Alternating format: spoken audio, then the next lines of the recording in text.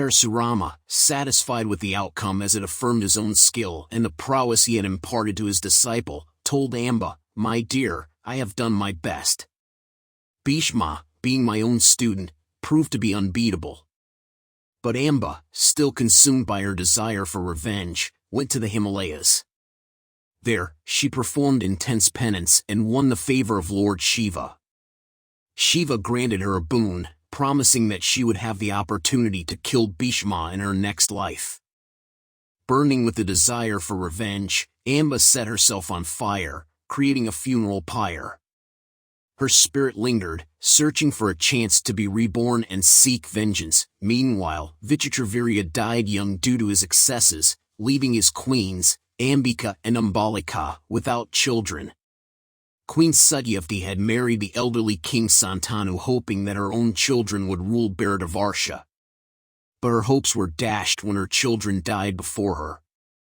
This left her a deeply disappointed and weakened widow.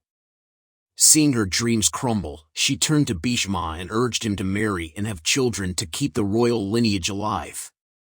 The very vow of celibacy she had once demanded from him now seemed ironic in light of her own shattered hopes. Yet, Bhishma remained steadfast in his vow, promising to uphold it forever. Desperate, Satyavati remembered her first son, Vyasa, born to her by the sage Parashara when she was a young maiden. She recalled how, once marked by a fishy smell, she had been transformed into a woman of fragrant beauty by Parashara's grace.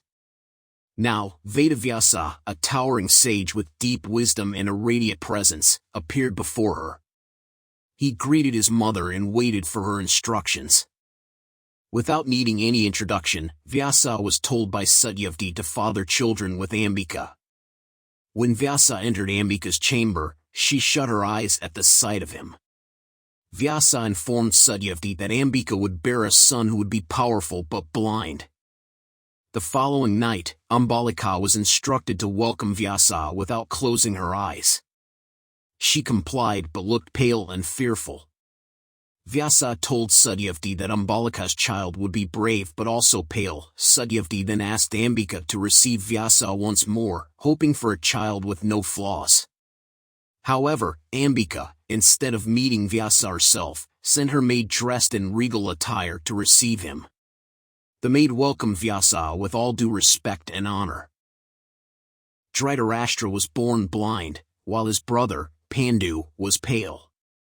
Vidura, born to the maid of the royal palace, was the closest to perfection among them.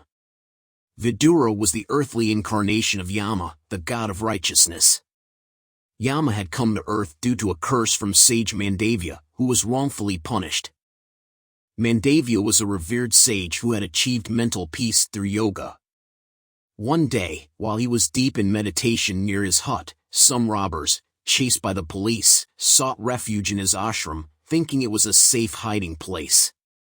The police, unable to get a response from the meditating sage, searched the ashram, caught the robbers, and recovered the stolen treasure. They reported to the king that Mandavya was the leader of the robbers disguised as a sage. Mandavya remained silent and did not defend himself. As a result, he was sentenced to be impaled on a spike.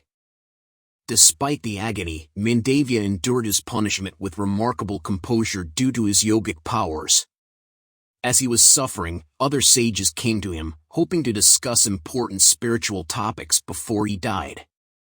When the king learned of the injustice, he hurried to the scene and apologized for his grave mistake.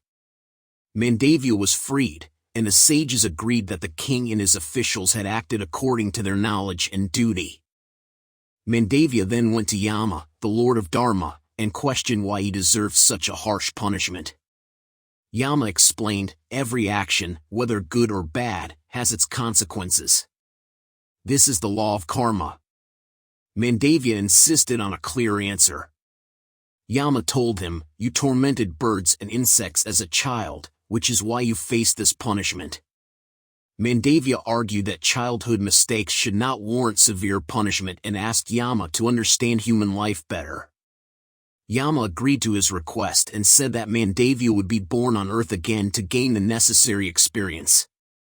In line with Mandavy's curse, Yama incarnated as Vidura, who was respected as a wise soul and a great scholar in statecraft and scriptures. Bhishma became the regent once more, taking care of the young Dhritarashtra and Pandu. When Dhritarashtra grew up, Bhishma arranged his marriage to Gandhari, the princess of Gandhara. Vidura was appointed as a counselor. Gandhari chose to blindfold herself to share in Dhritarashtra's blindness. With Dhritarashtra unable to rule, the governance of the kingdom was handed to Pandu. Kunti, originally named Pritha and daughter of Sura, was adopted by the Yadava family and known for her beauty and virtues. Her foster father, Kunti Bhoja, organized a Swayamvar for her. King Pandu, among many suitors from various lands, won her hand by receiving the bridal garland. The marriage was celebrated, and Kunti moved to Hastinapura with her new husband, Pandu.